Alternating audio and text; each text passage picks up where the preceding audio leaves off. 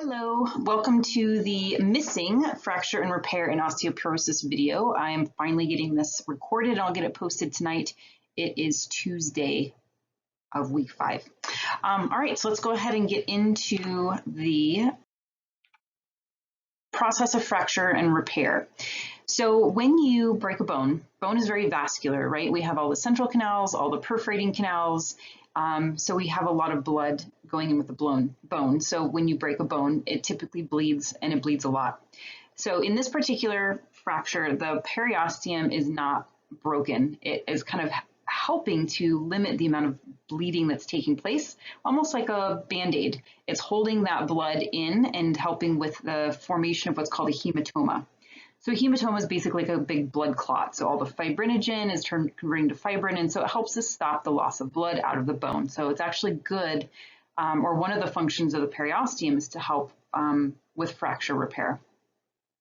So you have the broken bone, you have the fracture hematoma forming. This is going to happen within the first couple hours. Then you have cells starting to differentiate. So if you remember, an osteocyte is a mature bone cell that's in the lacuna. When that breaks open, right, so if you break a bone and the lacuna is broken open and the osteocyte is no longer trapped within that lacuna, it can actually revert and become the characteristics of an osteoblast again. So those newly released osteocytes, which now can be osteoblasts, you have osteoblasts found in the endosteum of the lining of your perforating canals and your central canals, so they can start laying down new bone. So that's what happens kind of more towards the internal side of this break. On the periosteum side, you have those fibroblasts that are lining the cellular layer of the periosteum. They can convert to chondrocytes, right? So chondra, cartilage. So they're going to start laying down hyaline cartilage, because that's what your bone used to be, right? Was hyaline cartilage. So in the step 2, you start producing a spongy bone internal callus and a hyaline cartilage external callus. So the bone's trying to put the pieces back together. And then after more time goes by, just like in endochondral ossification, that hyaline cartilage external callus turns into bone. So it is a tissue converted from cartilage tissue into osseous tissue. So your internal and external callus eventually will both be bone. And then now we have the interplay, thanks to osteoclasts coming in. They're going to get some bone remodeling. So osteoblasts will be laying down matrix, osteoclasts will be tearing down matrix. And we're going to remodel those calluses, the internal and external callus, back into osteons. So if it's a break along the diaphysis, like that's shown here in this diagram, it's going to remodel into the osteons, reconnect those central canals, and try to get the bone back to how it was pre-fracture. So then step 4 is you're going to have a remnant. It's almost like a scar, if you will. The external callus sometimes can be felt on the bone itself. If your break happens when you're younger, the bone remodeling usually kind of reduces the size of that external callus, and maybe by the time you're an adult, you won't even have that bump anymore. But if you're an older person and you break a bone, that external callus might be with you for the rest of your life, because you don't do as much bone remodeling as you normally do as a child growing into an adult stature, right?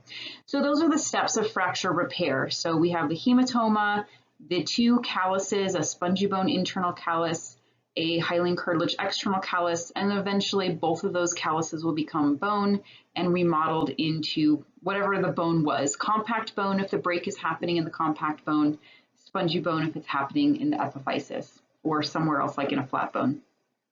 All right, so let's take a look at some of the fractures that actually have names. So when you break a bone, there's actually some descriptive terms that can be used. So the first one here is called a Pott's fracture. So Pott's fracture is usually like a twisting of the ankle injury. You break the distal tibia and fibula of the leg. So both of those lower leg bones are broken at the distal end, just above the ankle joint. A comminuted fracture, comminuted just means shattered. So the bones are shattered into multiple pieces. It's not just a break of like, a break across the axis of the bone. It's like a whole bunch of pieces. So those are usually pretty severe injuries to result in a comminuted fracture. This looks like it's the distal end of the femur has been crushed, basically. The one in the middle is the transverse fracture. So a transverse fracture is a fracture that goes across the long axis, like a transverse plane or transverse section. So those words are the same.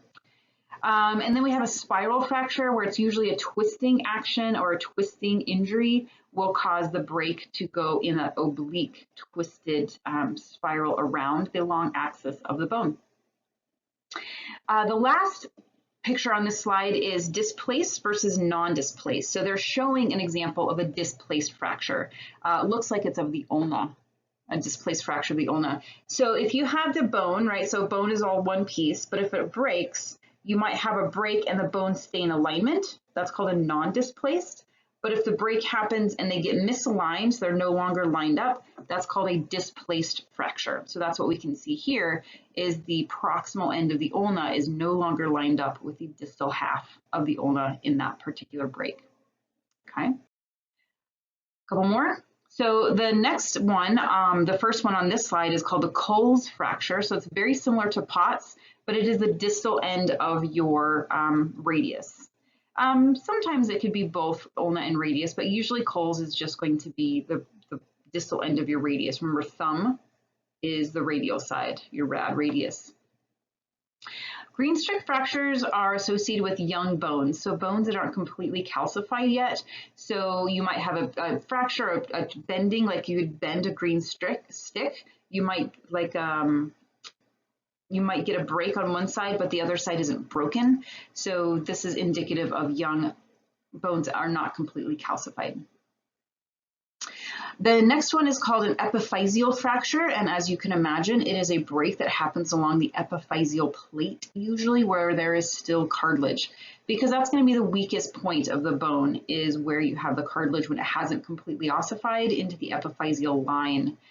This is a pretty damaging injury, especially if the trauma is so severe that those cells of the epiphyseal plate get destroyed. So the chondroblasts that would be laying down cartilage to allow the growth plate to continue, if those get destroyed, the bone has to, probably surgically or, manipulative with a cast to get back into the right place.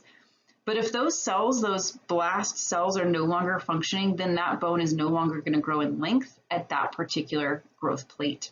So it's really important that those get taken care of super good, because if not, then that limb could be shorter than the opposite limb.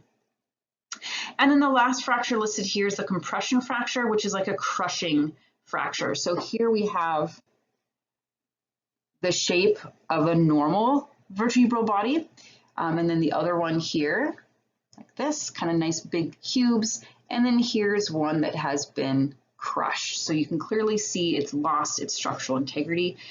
This is usually going to happen with weaker, brittle bones, which leads us into our next conversation of osteoporosis. Oh, this was a fracture I just keep in here because it was one of my students. Sometimes I get X-rays of class of students. So this looks like a Coles fracture. This was an interesting X-ray that got sent to me. If you'll notice, it looks like there's a zipper going down somebody's bladder, but actually it's just an X-ray with their pants on. So you can see the rivets of like the jeans and the button and the zipper and the rivet here. But what you'll notice is they've highlighted in purple where the fractures actually took place. If I remember correctly, this was a skiing accident. So it was a woman fell during skiing, and so she broke right here between her sacrum and her ilium, and then she broke two places here in the inferior ramus of the pubis. And if you'll notice, there's a nice big bolt kind of holding those two halves of her hip together. So yikes, that was a pretty bad break. Okay, now on to osteoporosis. So you may have heard of that term before, osteo meaning bone, porosis like pores, like it's becoming very porous. So osteoporosis primarily impacts spongy bone. It's not like the thick, compact bone of your diaphyses are getting shrinking. It's more of all of the trabeculae of your spongy bone are getting less and less robust. So we can see here in a couple, we have the electron micrographs and just the pictures here. So we can see normal bone is nice and thick here, and all this trabeculae. Compare that to your osteoporotic bone, very porous, you're losing a lot of trabeculae, and you just don't have as much strength. So this bone definitely could succumb to one of those compression fractures like we saw a couple slides ago. So there's a lot of factors that can impact your risk for osteoporosis. There's some that you cannot control, and there's some that you do have control over. So the things that put you at risk for osteoporosis, one being a woman. So your estrogen is a bone osteoblast stimulator. So at menopause, women start to decline in their production of estrogen. So your osteoblasts are not getting their stimulatory signals as much as they were before menopause, but your osteoclasts kind of keep on trucking at their same rate. So if you have more active osteoclasts, they're going to be breaking down bone matrix, and you do not have the corresponding osteoblasts to keep up with that. So you're going to be losing bone mass that way. Your race, Asian and Caucasian women are more susceptible to loss of bone density as they get older. That's something you cannot control. And genetics. So if there is a family history of women or even men in your family that have had osteoporosis or lots of breaks as they get older, then that's something you can't control. But things that you can control, diet and exercise, right? So you have the ability to make sure you're getting all the proper nutrients to maintain healthy bones, so vitamin D and calcium and phosphates. Avoid things that are going to leach the ions out of your bone, like soda and carbonated beverages, and things that are acidic are not good for your bone health. Don't smoke. Make sure you're getting weight-bearing exercises. Cardio is good for heart health, but you need to put the weight-bearing exercises on your bones because that helps to increase that osteoblast activity, laying down more bone, making denser bone. So those are the things that you can, right? So diet, exercise, smoking, making sure that you are living a healthy lifestyle to keep your bones healthy for as long as you can. The most dense our bones get in our lifetime is in the decade of our 30s. So if you are younger than your 30s or in your 30s, you are at the time where you can keep continuing to add bone mass. Past the decade of your 30s, men and women both start losing bone mass, slightly different rates. I think women, there's a statistic in the book, I want to say 8% every decade, and men around 3% every decade. And then for women, it accelerates after menopause when they lose that estrogen stimulus for osteoblasts. So you want to build your bone mass, build your density up as much as you can in your younger years, so then they are as dense as possible when you do start kind of turning that corner and losing that bone mass at those percentages every 10 years. So the stronger your bones are in your 30s and 40s, the longer their density and their strength is going to last for the rest of your life. If you have very weak and thin bones in your 30s and 40s, then you might develop osteopenia and osteoporosis before you die. I know that's kind of a morbid thought, but you really want your bones to be strong as long as you live. You don't want them to start breaking down before the rest of your body has reached the end of its time. All right, that's it. So we got that last lecture done. I will be posting this very shortly, so hopefully you'll see it by the end of Tuesday of the 5th week. All right,